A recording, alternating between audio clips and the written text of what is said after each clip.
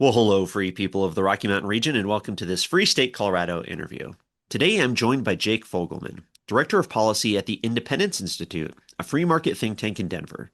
Well, Jake, I hope you are well, and thank you for joining me today. Hey, thank you, Brandon. Happy to be here.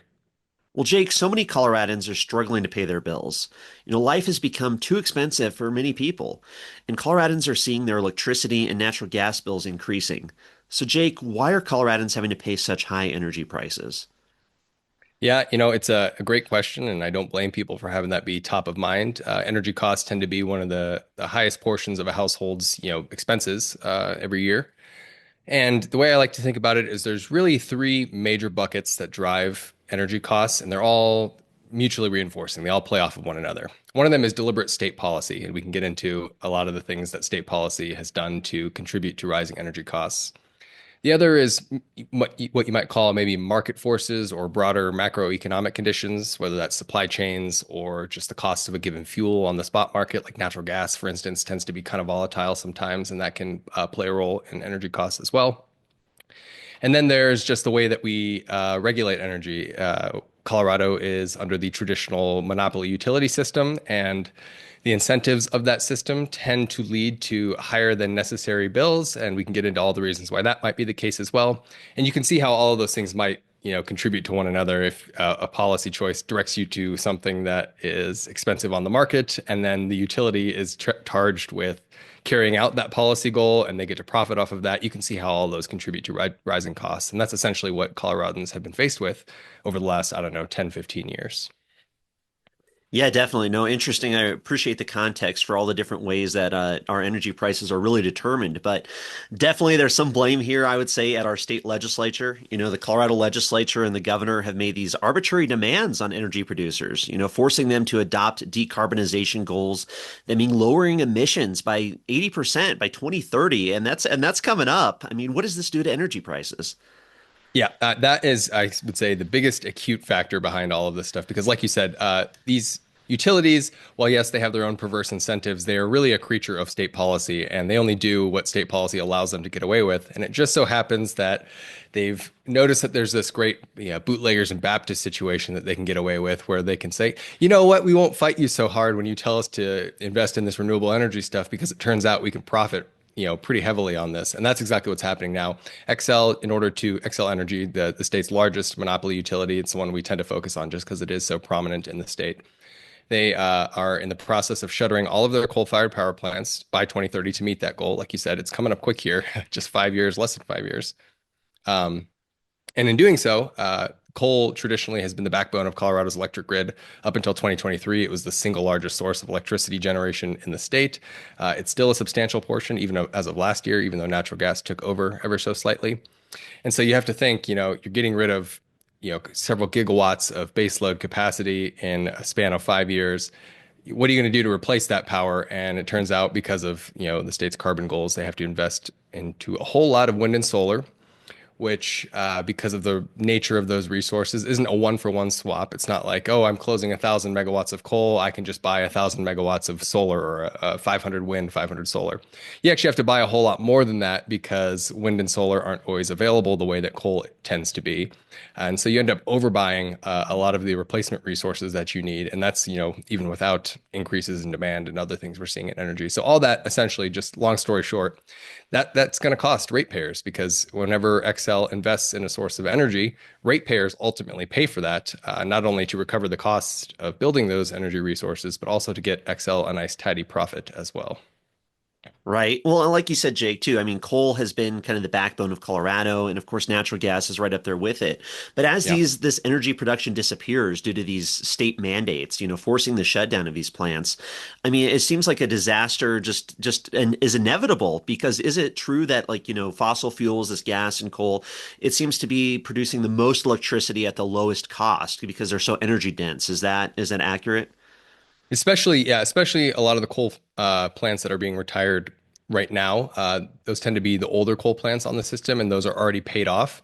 And so, already paid off coal plants tend to be some of the lowest cost electricity on the grid. There's not added expense of trying to pay off the financing of building the upfront cost of the plant. And so, yeah, that actually tends to be some of the cheapest, both in terms of actual cost, but cheapest in terms of not needing to pay for standby backup generation too, like you would with wind and solar.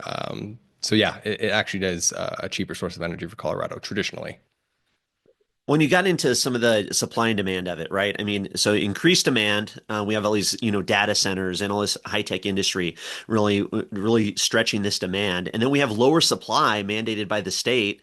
I mean, that's going to equal higher prices, right? I mean, it's basically a law of economics, and yet so many politicians think they can magically legislate their way out of reality. I mean, how are they not seeing this? I mean, is it just deliberate?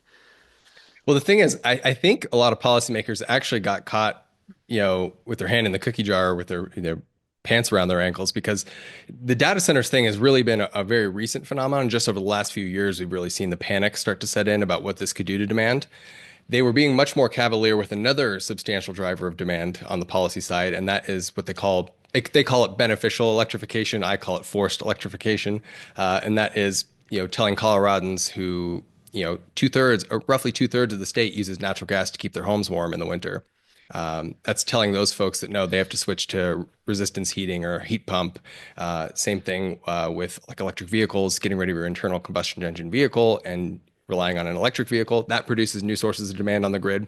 So there was already deliberate policy choices that were leading to that demand crunch. And then the data center stuff arose organically from the market. And it was just like, holy crap, now we're really in a world of hurt. Like you said, because not only were we already on this crash course of getting rid of the backbone of our grid, all of our reliable dispatchable power plants, we were already adding new sources of strain, and then holy crap, an unprecedented source of new demand is coming up on the grid too. So yeah, I think it is. We're in for a collision course that could be both painful economically in terms of the cost it's going to impose, but also potentially a reliability risk for the electric grid. And it's something that just affects everybody. I mean, it's so regressive for a lot of people, right? People struggling to pay their bills. Like you said, it's a huge portion of their household income goes just towards keeping their houses warm. And here we are on the verge of winter, and people are already struggling. Colorado has the highest debt load out of anybody in any state in the entire country. We have people who are just struggling to get by, and yet now in the future we can look forward to higher energy prices because of this lower supply, higher demand, these horrible situations. I mean, Jake, is there a better example of like the failures of central planning, really, in terms of, like you said, they're forcing people into this electric grid system, giving up all their gas powered things, and then at the same time, all these requirements on the energy companies. I mean, it's just going to create a disaster. I mean, we've seen this kind of play out in the socialist countries, the Soviet Union, all these types of things. But it seems like we're just repeating these same mistakes. Yeah, electricity in particular, I think, is an interesting test case in central planning because there's nowhere that there is a free market in electricity. It's just one of those things that it's all command and control. And there are more market-ish structures elsewhere. It's a gradation, but basically it's all central planned paradigm. It's all essentially planned paradigm. And you can see there's pretty much no place that has this really figured out. Every single market, every single grid, every single utility is confronting the very same challenges. Obviously, not every state has the same crazy policy that Colorado does, for instance, but they're all to one extent or another going through a similar crisis right now. And like you said, I think it is a great test case in showing where central planning gets you.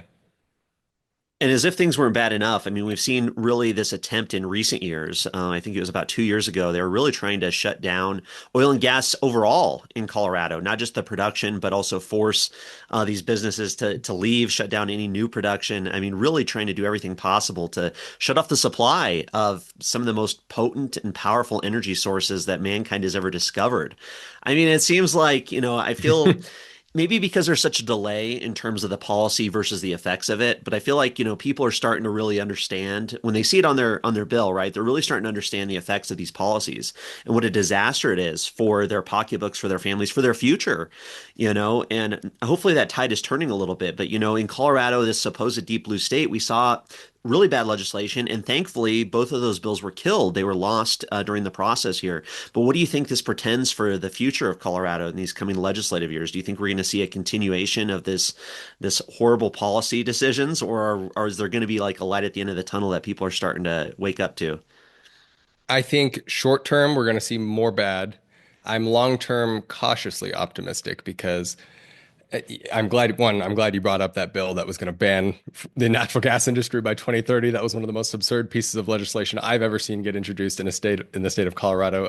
Like you said, we have such a prolific oil and gas industry, and to see just such a blatant broadside attack against a what studies have shown is about a $48 billion industry in terms of GDP, it was pretty staggering. Thankfully, like you said, thankfully that didn't go anywhere, but the fact that it was even introduced is not a good sign.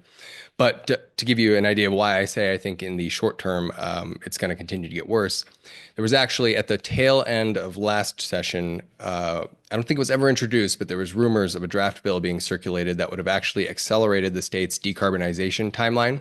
So currently 2050 is when the state has to be completely decarbonized by state statute. And at the behest of the Polis administration and his Colorado Energy Office, they were hoping to move that up to 2040 because that's been a long time political goal of his. When he first ran for governor in 2018, that was his calling card is 100% renewables by 2040. And he's continued to repeat that his entire time in office. That was, like I said, it was at the tail end of last session, and a bunch of business groups got caught off guard and said, what the heck are you doing? Let's not do this. And so they wisely backed off. But I'm already hearing that there's been draft discussions with, stakeholders, that word that I hate so very much when they talk about bills being introduced is like, oh, we're doing stakeholdering. Is that this bill very likely will appear again this upcoming session to try to once again, speed up the timeline. Like you said, we're already in a crisis mode with the current mandates, and they want to accelerate that by an entire decade. So that tells me that things in the short term are not going to be so good. Long term, the reason I'm optimistic is because I just don't think any politician, any sane politician anyway, wants to be the one in office when the crisis hits. You know what I mean? And we already saw like a small taste of this. If folks will recall back in 2022, this was more natural gas related, but in the wake of Winter Storm Uri in Texas, there was a big whipsaw on the natural gas market, and that actually caused ramifications here in Colorado. And folks' energy bills in the wintertime skyrocketed way high because we rely so much on natural gas for our home heating. And it forced the lawmakers into crisis mode, and they convened a special legislative, multi-chamber legislative council where they hauled in the CEO of XL and the CEO of Black Hills to try to do a big show to show that we're really serious about tackling these problems. And it was mostly for show. They passed some measly mouth, reforms that didn't do much, but it just goes to show when things get acute and the pressure gets high enough, politicians will act. And I think, with something as life and death as whether we have blackouts or not, I do think in the long term, whoever happens to be in office at the time will take that seriously. The folks now have the luxury of not taking it seriously because Colorado has term limits, so they can pass big aspirational goals that show how green they are, but they'll be long gone out of office by the time the bill really comes due and the reliability risks are severe. Well, and I think that's why it's so important the work that you're doing at the Independence Institute. The reports that you guys put out, the articles that you write, and the videos, especially. I definitely recommend everybody subscribe to Independence Institute on YouTube and anywhere that you can get podcasts for your Power Gab podcast. But especially, this just trying to get the word out there because it is such a Yeah, I don't know if obtuse is the right word, but it's not maybe not obtuse, but it's a complicated subject, right? It's a complicated, very. like obfuscated, like it's hard to understand exactly what's going on. And you see people, oh, it's those greedy energy executives at Excel Energy, and that's why my bills are Yeah. going up. And and the politicians, of course, don't want to take the blame if they can help it because that's what they want to do.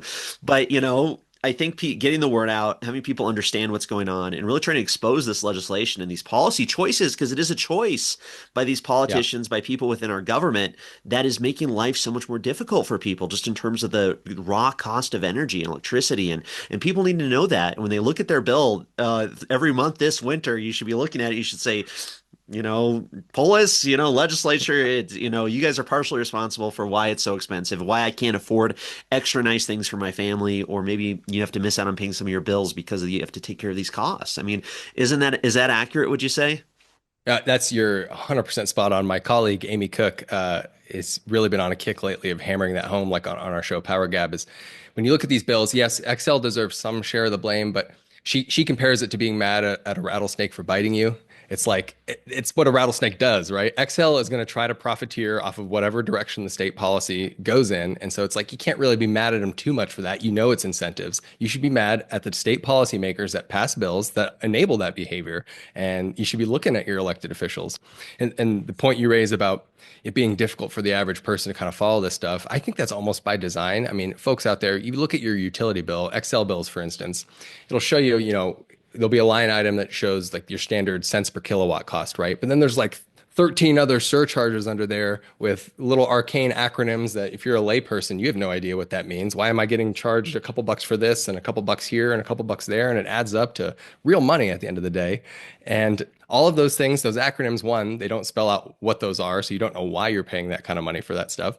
But they're also set in Public Utility Commission proceedings that are, yeah, the public can monitor, some hearings at the PUC, but all of the proceedings at the PUC are done under non-disclosure agreements.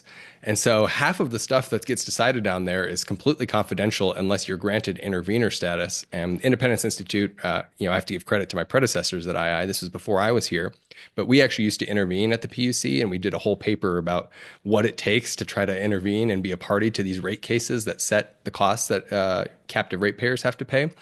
And it costs six figures. You have to hire attorneys, and that's only if the PUC, decides to give permission to allow you to have a seat at the table. We've been rejected in the past before, so they keep it as opaque as possible. It's a playground for special interests. It's XL is the bully in the room, obviously, because they're well capitalized big corporation. But you also have like the big, what once again, my colleague Amy Cook likes to call the mega churches of environmentalism, the deep pocketed Sierra clubs and the well-funded environmental NGOs that can afford to have full-time staff attorneys that can intervene in this stuff. And so it's just a playground for special interests behind regulatory closed doors, decided on by three people that we, the voters of Colorado, do not get to vote on. They're appointed by the governor.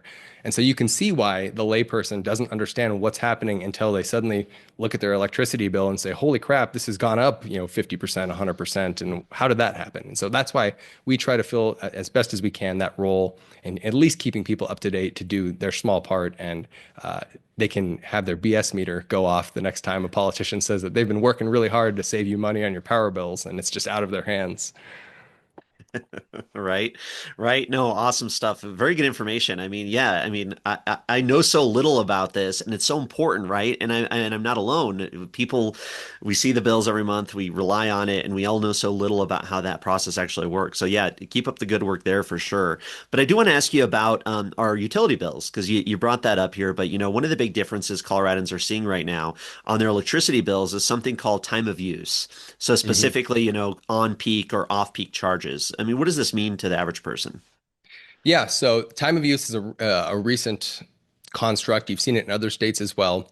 And the whole reason that we're doing time of use is to accommodate the changing resource mix on the electric grid, mostly primarily for solar. And the reason I say that is what they're trying to do is they call it demand side management. They're trying to manage essentially you, the consumer, when you want to use your electricity demand to better align with when electricity is plentiful on the grid. So traditionally, we've had coal and natural gas forming the backbone of our grid, and those resources run around the clock. So it doesn't really matter when you use power under those grid conditions, right? But as the grid becomes increasingly dependent on things like solar, because it relies on the sun, tends to wane as the sun sets in the afternoon. But the afternoon and early evening also happens to be the time that most people are using the most electricity, right? That's when folks come home from work, they start cooking dinner, they turn on the TV, they turn on all the lights because it's starting to get dark outside. In the summertime, it might still be hot outside, so you're still running your AC even though the sun's down. And so that puts a real supply demand mismatch on the grid. And in order to compensate for that, utilities have and public utilities commissions have come up with this construct, time of use rates. And it's their way of sort of nudging you to not use power when you otherwise would want to use power by charging you the most for it between, I think it's traditionally been 5 p.m. to 9 p.m., but I think they're expanding it in certain seasons from 4 to 10 or something. You'll notice that it's increasingly getting broader and broader and broader when the on-peak charges are, and that's just because it speaks to the supply-demand problems we find ourselves in an increasingly intermittent grid. And so that's why you're seeing time of use charges. I understand why it rankles people, right? Like, yeah, sure, you can maybe shift some of your demand, but like, what are you going to do? You come home from work, like, what are you going to not cook dinner? What are you going to not, make dinner for your kids? It's I understand why it's frustrating to people, but that's where that comes from. right? And, it's like, oh, sorry, we can't turn on the lights till, after 10 p.m. when the rates go down and Right, this and right. that. But, and it makes sense, right? From a market perspective, when demand is Mhm. higher, prices naturally increase. But yeah, Yeah. it's just such a symptom, I guess, of this bigger problem of really trying to rely on unreliable energy sources. Yeah, just to jump in, sorry, that to me is the most frustrating for me as a free marketeer is I actually like dynamic pricing when it's organic, right? When it's naturally responding to supply and demand conditions on the fly. You raise prices in times of scarcity to try to avoid, rushes and crowding and hoarding and that sort of a thing. But this is not done organically. This is because of deliberate policy choices. First with our renewable portfolio standards that said up to 30% of the grid had to be formed by these resources, and then by our broader decarbonization targets, we're deliberately making the grid in such a way that we have to resort to these strategies. So that's where the frustration comes for folks like me, and I'm sure for the people of Colorado as well. Definitely, and this has been going on for a long time, kind of as you pointed out earlier. I mean, these goals were set years ago for this 2030 deadline and then 2050 for the full deadline there. But these talking points they had, and you've pointed this out in some of your articles, that the wind and solar advocates were always saying that, well, production costs are decreasing every year. It's this new technology is making solar more available, more viable, more affordable as this kind of market expands. But that doesn't necessarily seem to be the case from what I'm understanding. Is it still the case, Jake? So there's two problems with that talking point. So one, in a narrow sense, yes, solar and wind costs have come down substantially over the last 2 decades or so in a vacuum, right? Looking at an individual solar project, they for sure have. Although they've started to come back up, going back to that macroeconomic market bucket that I was talking about at the top of the show, just because of tariffs and supply chain stuff and the like, it's caused those projects to increase in cost. But two, the problem with that construct is it doesn't tell you anything about the broader costs, the all-in costs of the grid, right? So sure, maybe looking just in a narrow sense at one particular solar project, you say, oh, that's super cheap. But doing that in the aggregate ignores all the broader costs that come with having to, okay, now we have to build either batteries or backup natural gas peaking plants to be there when that solar plant at night or when it's an overcast day. Uh, it ignores that. It ignores the transmission line costs that tend to come from renewables. So a natural gas plant or a coal plant or even a nuclear plant can typically and traditionally can be built fairly close to population centers. They don't have that large of a footprint. Obviously, you're not doing it directly in the middle of a city or something, but it can be just outside of a population center. And so you don't have that much of a transmission line cost. Wind and solar, on the other hand, they're very distributed, they're very land use intensive. And so they tend to be located way away from the population centers and need to be transmitted into population centers. That's why there's so much wind on the Eastern Plains, for instance. Not to say that folks don't live out there, but that's very clearly far away from the metro area, for instance. And in order to get the wind that's generated out there to the metro area, you have to build a whole lot of miles of high voltage transmission lines, which cost billions and billions of dollars. So it's all these added costs that are conveniently left out of that talking point. I agree, it's one of their top talking points that wind and solar are getting cheaper and cheaper. And oh, and by the way, there's no fuel. The sun's free and the wind's free. So this is clearly the most economic thing. And it's just a very facile way of looking at the economics of powering a grid. There's way more costs that go into it than just these individual in a vacuum costs of a particular power installation. No, that's great points. And yeah, and how much oil has to go into producing these things, Right. how much, they have to use for the raw materials, the resources, of course, the transportation costs, all of that. So it's not like, Yeah, there's no free lunch, right? I mean, it's gonna come from somewhere. And exactly. and it makes sense that it's the most abundant, most efficient forms of energy is kind of where it should come from in a way. But, as kind of we wrap this up, Jake, what else do people need to know? Is there any kind of final thoughts here in terms of people's energy bills and what they should be thinking about when they look at it, or just energy prices in general or policy here in Colorado? Yeah, the thing I would leave folks with is, it's been bad. We've seen increases, but kind of what I was mentioning with my short-term pessimism, I do think it's actually going to get a lot worse because the 2030 deadline is rapidly approaching. Like the policy crunch time is getting close. For now, we've mostly been able to pick the low-hanging fruit, and by we, I mean policymakers have been able to pick the low-hanging fruit by just saying, we'll get rid of the old coal plants first, and yeah, that adds a little bit of cost, but it's not that expensive to replace those. We're only about 40% renewables, so 60% of the grid is still reliable capacity, so it's not that big of a deal just yet. But as we start getting further and further along that road, the costs are going to be astronomical. The reliability risks increase substantially. And oh, by the way, those data centers we brought up, they're coming. And that's going to add a whole new wrinkle to this thing. And so I would just encourage people, like you said, if you don't follow us at II, follow folks that are going to be honest with you about this stuff because I do think this is going to be if not the biggest issue, among the biggest issues going forward, just in policy anywhere, because the stakes are just so high. Definitely a state created, a government created crisis that's going to affect everybody in Colorado, making it even less affordable for us to live here and make our lives a little bit more difficult. And, my last thought too is just the idea of like, this is something that affects everybody. It's not like, Yeah. oh, only Xcel Energy is going to bear the cost, right? I mean, people understand, and I think people can understand that pretty easily. That it's like the costs are. I mean, that's your business, that's your employer, that's the price you're paying for everything. You know what I mean? In terms of how you just even operate outside of your own home, and arbitrary constraints on the market like this and forcibly increasing costs. I mean, it just has a total negative economic output on our economy, on our state, and it's like people need to just realize that and say, okay, well, we have employers leaving all because of all the regulations. Now we have costs increasing. We have this and that. And it keeps building up to create a bad situation for the people of Colorado. But I really appreciate you, Jake. I really appreciate all the work you do there. And of course, Amy as well at Independence Institute. And I really encourage people to subscribe to your podcast. Keep an eye on your social media as well. Follow you there on X. I'll put links everywhere at freestatecolorado.com to follow you. But yeah, any other just give you the final word there? Yeah, I'll just say thanks for having me on here, Brandon. This was a lot of fun, and like I would echo your final point. We always like to say energy is the economy, so this stuff really matters. It's an input into literally everything we do, and there's no such thing as a rich society that is not also an energy-rich society. So keep that in mind, folks. Oh, good point. Good point. I like that. Awesome. Well, really appreciate your time, Jake. Keep us up to date if there's any other news regarding energy here in Colorado. Will do. Thanks, Brandon. All right. Take care.